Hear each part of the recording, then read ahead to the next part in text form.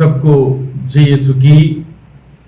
Sunday password to the word इस शीर्षक के अंतर्गत सामान्य काल के 16वें इतवार की पूजन पद्धति में भाग लेते हुए प्रभु का वचन सुनने के लिए, उसको समझने के लिए और उस वचन के अनुसार जीवन बिताने की शक्ति सामर्थ्य मांगते हुए हम प्रभु के वचनों को आज के दिन में सुने। मैं आप सभी लोगों का हार्दिक स्वागत करता हूं। प्रिय भाइयों बहनों, आज के सुसमाचार के द्वारा मुख्य रूप से प्रभु ईश्वर के राज्य के बारे में अलग अलग दृष्टांतों के द्वारा हम सबों को शिक्षा देते हैं। पहला दृष्टांत है खेत में अच्छा बीज बोने का दृष्टांत, और उस बीज को जब देख रेख नहीं की, बैरी ने आके उस खेत में जंगली बीज बोने का एक प्रभाव। उसके बाद राई के दाने का उदाहरण के साथ ईश्वर के राज्य का उल्लेख किया गया है। तीसरा दृष्टांत है खमीर जो आटे में मिलाया जाता है, उस खमीर को तुलना करते ईश्वर के राज्य के रहस्य को उद्घोषित की गई है।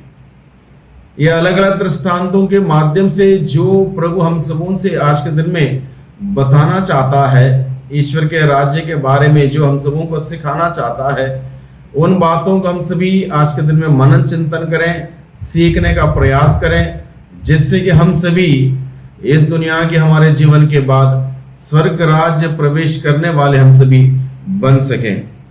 तो सबसे पहला दृष्टांत है स्वर्ग का राज्य उस मनुष्य के सदृश है जिसने अपने खेत में अच्छा बीज बोया था।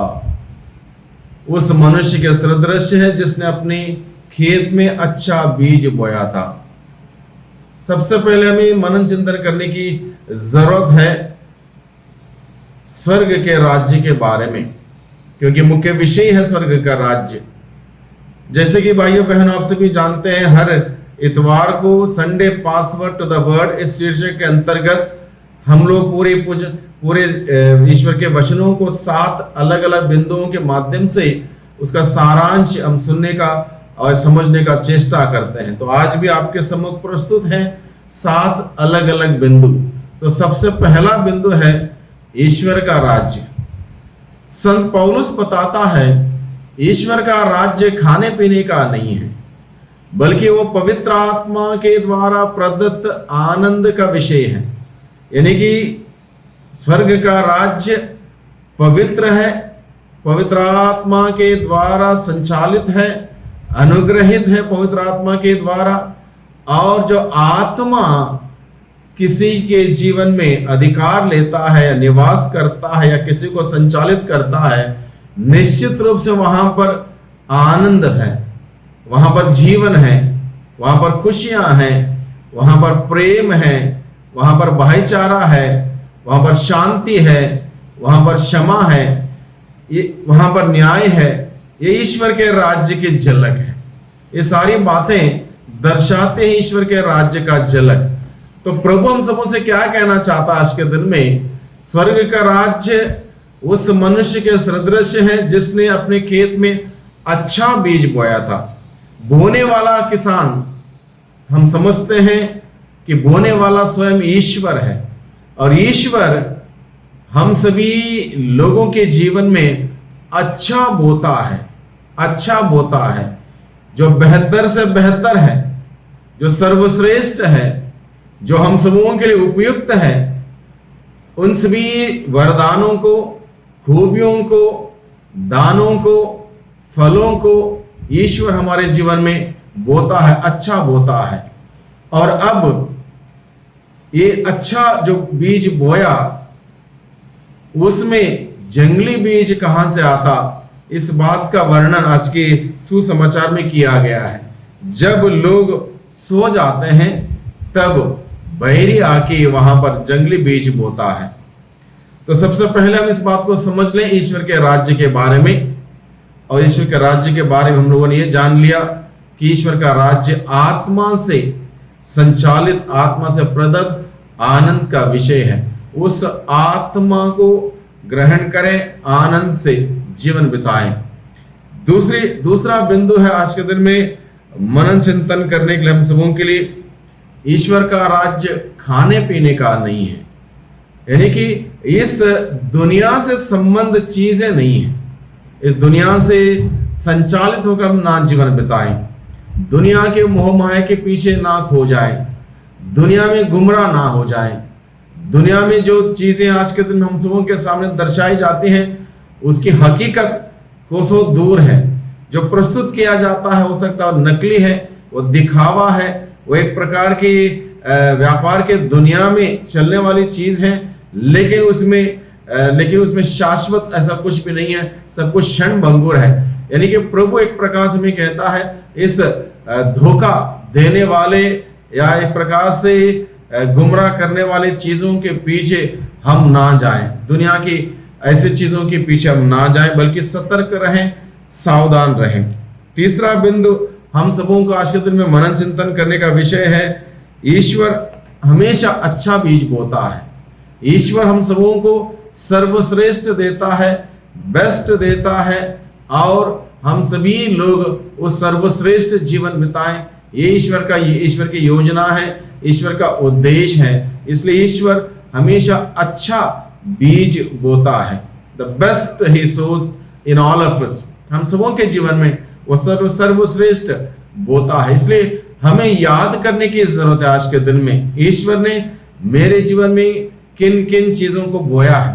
वो तमाम वरदान, वो तमाम खूबियां, तमाम आशीषें जो सिर्फ और सिर्फ मेरे जीवन में है, दूसरों को उनके लिए भी दिया है बेस्ट, वो अलग हो सकता है, और किसी को दिया वो अलग हो सकता है। जो मुझे ईश्वर ने दिया है, मुझे उन सभी बातों को ईश्वर की महिमा करने के लिए इस्तेमाल करना होगा, यूटिलाइज करना होगा, तब जाके मैं अपने जीवन के द्वारा प्रभु की महिमा कर पाऊंगा। चौथा बिंदु है, शैतान जंगली बीज बोता है। अब ये जंगली बीज कब बोई गई? ये जंगली बीज तब बोई गई जब लोग सो गए, सतर्क नहीं रहे, सावधान नहीं रहे, जागते नहीं रहे, केयरफुल नहीं रहे, तब जाके शैतान जंगली बीज बोता है। मान लो परिवार अच्छा है, पति अच्छा है, पत्नी अच्छी है, बच्चे अच्छे हैं, सब अच्छा चल रहा है, लेकिन अचानक धीरे धीरे पति के अंदर गलत आदतें आती हैं, पत्नी के अंदर गलत आदतें आती हैं, बच्चों के अंदर गलत आदतें आती हैं, और ये इस प्रकार से जंगली बीज उनके जीवन में आ जाता है। ये कहां से आता है? बाइबल हमें आज के दिन में बताता है, जब हम लोग सतर्क नहीं रहते, सावधान नहीं रहते, हम सो जाते हैं, तब जाके बैरी हमारे जीवन में जंगली बीज बोता है। यानी कि गलत आदतें पति के अंदर आ गई, नशा करने की या बुराई की ओर जाने की, बुरे कार्य करने की, बुरे संगतियों में जाने की अगर आदतें आ गई, क्यों आई, इस बात पर हमें विचार करना है।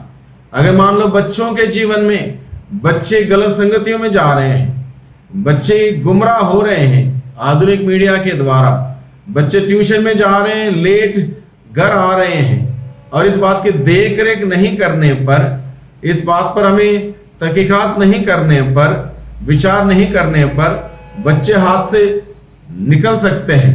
और इस प्रकार से हम विचार करें, जंगली बीज कब हमारे जीवन में बैरी के द्वारा बोया जाता। मान लो पत्नी घर का सारी जिम्मेदारी संभालती है, वो माँ, वो स्त्री सारी घर की देख रेख करती है, अचानक उसके अंदर गलत आदतें, गलत सोच, गलत विचार या कोई शंका की बातें आ गई, आस पड़ोस में जाके घर की बात शेयर करने लगे, और घर का वो मान सम्मान, इज्जत है, वो नीचे गिराने लग जाए।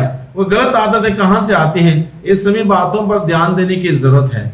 और गलत आदतें बाइबल बताता है जब इंसान सो जाता है तब आता है। सोने का मतलब तात्पर्य यहाँ पर यह है, मान लो परिवार जो अच्छा था, पति सही था, पत्नी सही थी, बच्चे सही थे, सब कुछ सही चल रहा था। मान लो परिवार में सुबह की प्रार्थना नहीं है, शाम की प्रार्थना नहीं है, ईश्वर का वचन सुनना पढ़ना नहीं है, माला मिनती वगैरह कुछ नहीं है, संडे मिस्सा यानी कि संस्कारों में भाग लेना नहीं है, पाप स्वीकार नहीं है। हर जगह से हमने लापरवाही की, प्रार्थना के प्रति, संस्कारों के प्रति, कलीसिया के नियम का उल्लंघन करते हुए अगर हमने लापरवाह की तो ईश्वर ने जो अच्छे बीज बोए हैं वहीं पर शैतान अपना कब्जा लेता है, और शैतान जंगली बीज यानी कि बुरे आदतें, बुरे सोच, बुरे विचार, बुरे कार्य हमारे जीवन में बोता है। ये महत्वपूर्ण विषय है भाइयों बहनों आज के दिन में हम सबों के लिए मनन चिंतन करने के लिए, कि कहीं पर भी हम अपने जीवन में बैरी को हमारे जीवन में जंगली बीज बोने ना दें। उस पर सावधान रहें, सतर्क रहें कि बैरी को किसी प्रकार से एंट्री हमारे जीवन में ना मिल पाए। ऐसा जीवन हम बिताएं ताकि पवित्र आत्मा हम सबों को निरंतर उस पवित्रता में आगे बढ़ने के लिए हमें सिखाएगा। पांचवा बिंदु है आज के दिन में मनन चिंतन करने वाला, हमारा विश्वास और जीवन ठोस हो जाना जरूरी है। जैसे राई का दाने का उदाहरण प्रभु ने हमारे सम्मुख रखा। छोटा सा दाना, छोटा जरूर है लेकिन वो ठोस है, मजबूत है, उसके अंदर कोई खोखला नहीं है, कोई दिखावट नहीं है। छोटा जरूर है लेकिन बहुत ही सॉलिड है, बहुत ही ठोस है। प्रभु क्या कहता है, हमारा जीवन और हमारा विश्वास ठोस हो, मजबूत हो, दृढ़ हो, ईश्वर पर निर्भर होकर हम जीवन बिताएं। अगर ऐसा जीवन बिताएं, विश्वास में मजबूत रहें, प्रभु के प्रति प्रेम हमारा गहरा हो, हमारा रिश्ता संबंध एक दूसरे के साथ अटल है, तब किसी प्रकार से हमारे जीवन में बैरी आक्रमण नहीं कर सकता। इसलिए प्रभु हमें आज के दिन में सिखाता है, राई के दाने के बराबर, भले ही छोटा जरूर है राई का दाना, वो ठोस है, वो मजबूत है, कोई खोखलापन नहीं, उसके अंदर कोई खालीपन नहीं है। हमारे जीवन में भी कोई खालीपन ना रहे, कोई खोखलापन ना रहे, बल्कि हम लोग ठोस रहें, विश्वास में मजबूत रहें, प्रेम में और प्रभु के मूल्यों के अनुसार, सिद्धांतों के अनुसार हम दृढ़ और अटल रहें। तब किसी प्रकार से शैतान या बैरी हमारे जीवन में जंगली बीज नहीं बो सकता। छठी बात है याद रखने के लिए कि एक दिन संसार का अंत होगा, हम सबों का भी अंत होगा, हम सबों के लिए एक दिन मरना होगा। उस वक्त मैं कहां जाऊंगा, इस बात पर हम लोग विचार करें। यानी कि एक दिन मौत आएगी और उस दिन मेरी जांच होगी, मैंने किस प्रकार का जीवन इस धरती पर बिताया।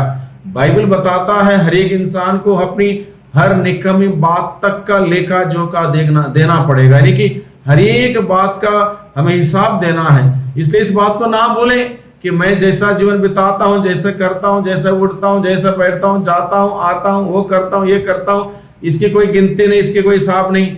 हर चीज का हिसाब है, हर चीज की गिनती है, और आखिरी दिन जब हमारा हिसाब किताब होगा तो मैं कहां होऊंगा, आप कहां होंगे, इस बात पर विचार करेंगे। उसके बाद हम कहां जाएंगे, क्या स्वर्ग जाएंगे या नरक जाएंगे, क्योंकि प्रभु का वचन आज के सुसमाचार में बताता है प्रभु अलग करेगा धर्मियों को और अधर्मियों से अलग करेगा। धर्मियों को स्वर्ग का सुख मिलेगा, अधर्मियों को नरक के आग में जाना पड़ेगा, वहां ये लोग रोएंगे और दांत पीसते रहेंगे। मैं कहां जाऊंगा, किस प्रकार का जीवन मैं व्यतीत करता हूं इस दुनिया में, स्वर्ग जाने की तैयारी में या फिर नरक जाने के लिए। इसलिए आज के दिन में इस बात पर विचार करें। और सातवां बिंदु है, प्रभु हमें बताता है हमें स्वर्ग जाना है, स्वर्ग जाने जैसा जीवन हमें बिताना है। इसलिए हम अपना ध्यान प्रभु के उस स्वर्ग राज्य से ना हटाएं, प्रभु के स्वर्ग राज्य पर हम अपना ध्यान केंद्रित करें, प्रभु के वचनों पर हम अपना ध्यान केंद्रित करें, प्रभु के मूल्य और सिद्धांतों पर अपना ध्यान केंद्रित करें, जिससे कि हम सभी स्वर्ग राज्य पर अपना ध्यान रखते हुए, उसको अपना लक्ष्य मानते हुए एक सुंदर, एक बेहतरीन जीवन हम सभी इस धरती पर बिता सकें, जिससे कि एक दिन स्वर्ग राज्य के हम सभी अधिकारी हो सकें, हकदार हो सकें। भाइयों बहनों, आज के सुसमाचार के द्वारा बहुत सारी बातें हम लोगों ने सीखी हैं। इन बातों को दिल में रखें, इस पर मनन चिंतन करें, इन वचनों के अनुसार जीवन बिताने की शक्ति सामर्थ्य मांगे। आइए हम आज के दिन के लिए प्रभु का धन्यवाद देते हुए प्रभु से प्रार्थना करें। सर्वशक्तिमान पिता परमेश्वर, धन्यवाद देते हैं आज के दिन के लिए। आज के दिन में प्रभु आपने हम सबों को आपके वचनों के द्वारा अनेक बातों को सिखाया, स्वर्ग राज्य के बारे में, उसको प्राप्त करने के बारे में हमें सचेत किया, सावधान किया। हम आपको धन्यवाद देते हैं प्यारे प्रभु जी। हर प्रकार की बुराई दूर रखते हुए आपके बताए हुए मार्ग पर चलते हुए स्वर्ग राज्य का हकदार बनने के लिए हम सबों को सिखाइए।